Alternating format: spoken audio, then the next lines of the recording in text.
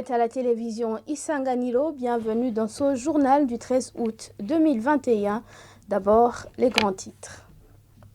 La coalition des syndicats, COSESONA, demande au gouvernement burundais d'intervenir sur la question de l'harmonisation des salaires. C'était ce vendredi lors d'une conférence de presse. Et en actualité, on revient sur la visite officielle du chef d'état-major tanzanien au Burundi, une visite confirmée par le porte-parole de l'armée burundaise. Et enfin, les élèves batois de Buterere ne croisent pas les bras en cette période des grandes vacances. Au contraire, ils exercent plutôt des activités manuelles afin de s'acheter le matériel scolaire.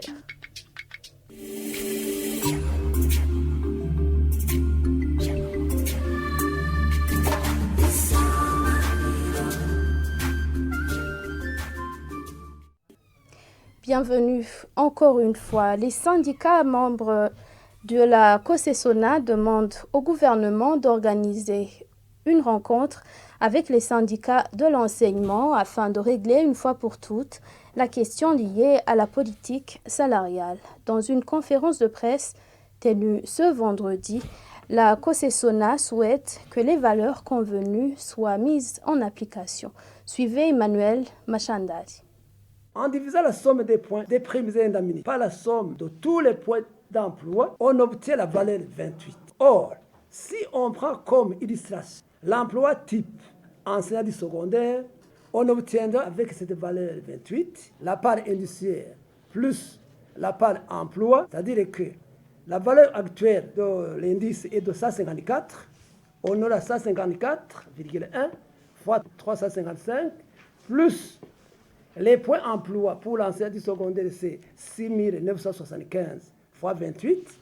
Le salaire reviendrait à 250 005 francs comme salaire théorique, alors qu'il est actuellement de 349 210, soit une perte de 99 205 francs. Cela montre que la recommandation du Conseil des ministres d'utiliser la valeur 28 risque de créer des soulèvements des fonctionnaires.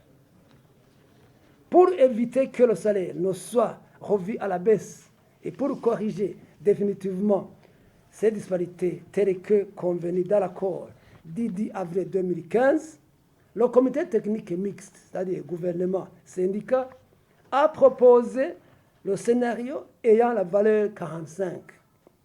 Ainsi, le même emploi d'enseignant du secondaire serait rémunéré à 368 580 francs. À notre grande surprise, le Conseil des ministres a pris la valeur 28 comme la valeur du point d'indice, alors que ce dernier aujourd'hui est de 154,1. De plus, la valeur de 45 n'est pas une exigence des syndicats, mais plutôt un consensus de tous les membres du comité technique mixte en vue de corriger définitivement les disparités constatées. La valeur de 45 étant le minimum pouvant permettre la correction des dites disparités. Emmanuel Machandari, il est vice-président de la COSESONA. Et le chef d'état-major tanzanien est en visite officielle au Burundi depuis ce jeudi. Cette information a été confirmée par le porte-parole de l'armée burundaise lors d'une interview accordée à la télévision Isanganiro. Le colonel Floribert Biyereke indique que cette visite s'inscrit dans le cadre du renforcement des relations bilatérales. Je vous prie de le suivre. Sa visite s'inscrit dans le cadre du renforcement de la coopération entre les deux armées, à savoir la Force de défense nationale du Burundi et les forces de défense de la République unie de Tanzanie. Aujourd'hui, il s'est entretenu avec le chef de la Force de défense nationale du Burundi, le général Prime Niyongabo, et dans leurs entretiens, ils ont parlé des questions ayant trait à la coopération en matière de la formation. Ils ont traité des questions de sécurité et ils ont également traité des questions de défense. Le colonel Biyereke était au micro de Sheila Irambona Eliès Ininahadri. Poursuivons cette édition. Les élèves batois du site d'Inyarumanga en zone Buterere dans la mairie de Bujumbura exercent différents travaux manuels dans le but d'appuyer leurs parents dans l'achat du matériel scolaire durant cette période des grandes vacances. Ces élèves disent être prêts pour le début de la rentrée scolaire qui s'annonce prochainement. Images et commentaires d'Omer Ndouayo et Dorine Ouiman.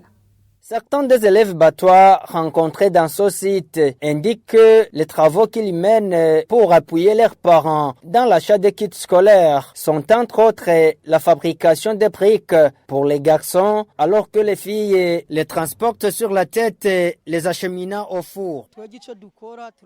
Nous les garçons, nous fabriquons des briques sèches. Les filles les transportent sur la tête au four. Nous recevons 300 francs sur 100 briques fabriquées. Je gagne 6 000 francs par jour. Je consomme 1 000 francs pour encaisser 5 000. Mes parents m'ont déjà acheté des cahiers, des stylos, l'uniforme aussi j'en ai. J'attends la rentrée scolaire pour continuer mes études.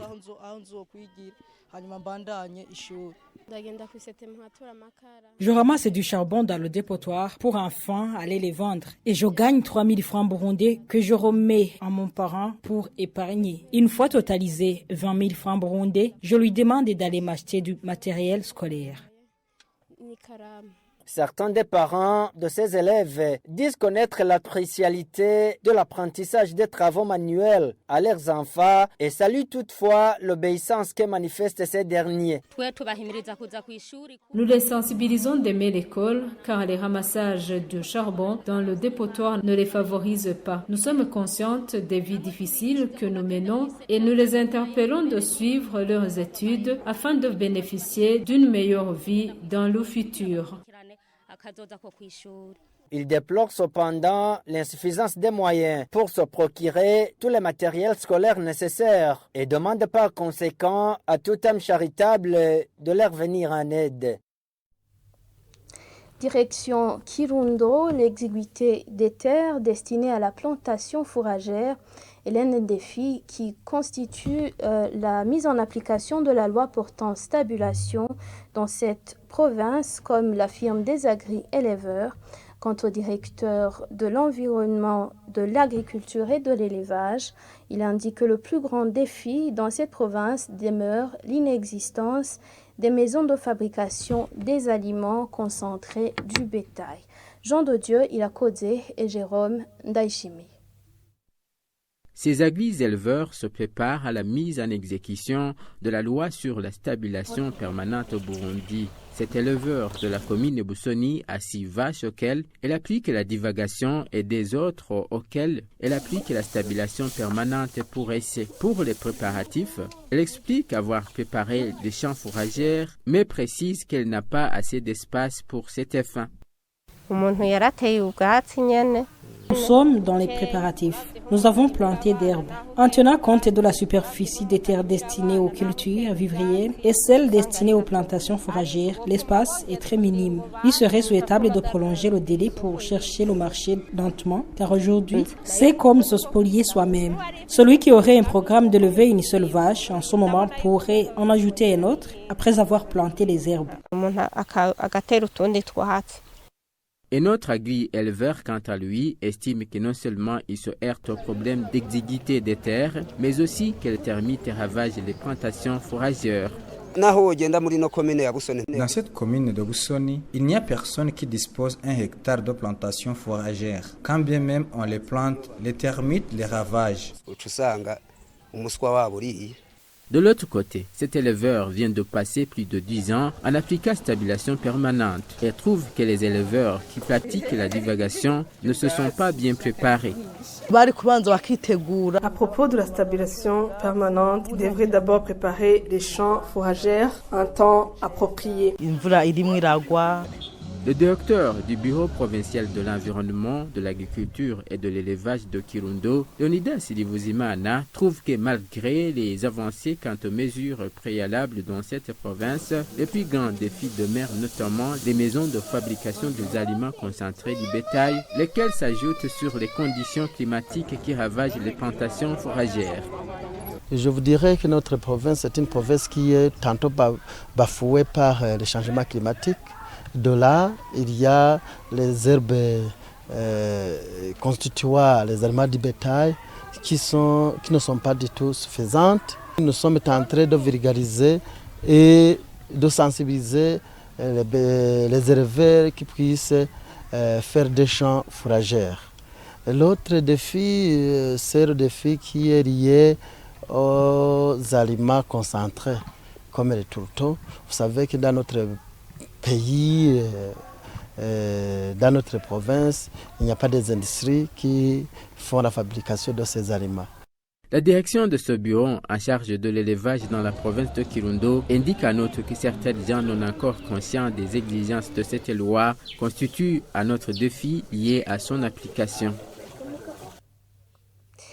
En page internationale, alors que les talibans approchent Kaboul, le Pentagone prévoit envoyer 3000 soldats pour assurer l'évacuation des diplomates américains. Mais des questions se posent. Suivez ce reportage de TV5 Afrique. Merci. Que Dieu vous bénisse et que Dieu protège nos troupes. Fin de conférence de presse. Malgré l'insistance des journalistes, Joe Biden ne répondra pas aux questions sur l'Afghanistan. D'ici au 31 août, les soldats américains auront quitté le pays après 20 ans de conflit. 3000 hommes vont être envoyés pour sécuriser l'évacuation de tous les Américains sur place. Ce n'est pas un abandon, ce n'est pas une évacuation, ce n'est pas un retrait massif, c'est une réduction de notre présence civile. Je ne comprends pas ce que cela signifie alors que les troupes se retirent. Nous pouvons faire deux choses à la fois. Cela ne devrait en aucune façon atténuer le partenariat, la relation durable que nous cherchons à avoir avec le peuple afghan. Pour l'administration américaine, les forces afghanes doivent à présent compter sur elles-mêmes. Et elles ont, selon elles, la capacité de le faire. Or, depuis l'annonce de ce calendrier, les talibans n'ont cessé de gagner du terrain. En 8 jours, ils se sont emparés de près de la moitié des capitales provinciales afghanes. Et Kaboul, la capitale, ne tiendra pas longtemps. Selon le département américain de la Défense, dans 3 mois, elle sera aux mains des talibans. Sur place, un sentiment d'abandon gagne la population. Je parle quotidiennement avec des centaines de personnes de tout l'Afghanistan. Je les rencontre et je constate qu'ils sont très déçus et se sentent trahis, notamment par la communauté internationale. Si les efforts diplomatiques ne s'accélèrent pas pour amener les deux parties à négocier, toutes les possibilités sont là, y compris la guerre civile. Joe Biden a dit ne pas regretter cette décision. Il poursuit la tâche entreprise par son prédécesseur Donald Trump. Il a par ailleurs assuré que les Américains allaient tenir leurs promesses et continueront à soutenir l'armée afghane sur le plan logistique et financier. C'est sur cette page internationale que s'achève cette édition. Merci à vous de nous avoir choisis. À bientôt.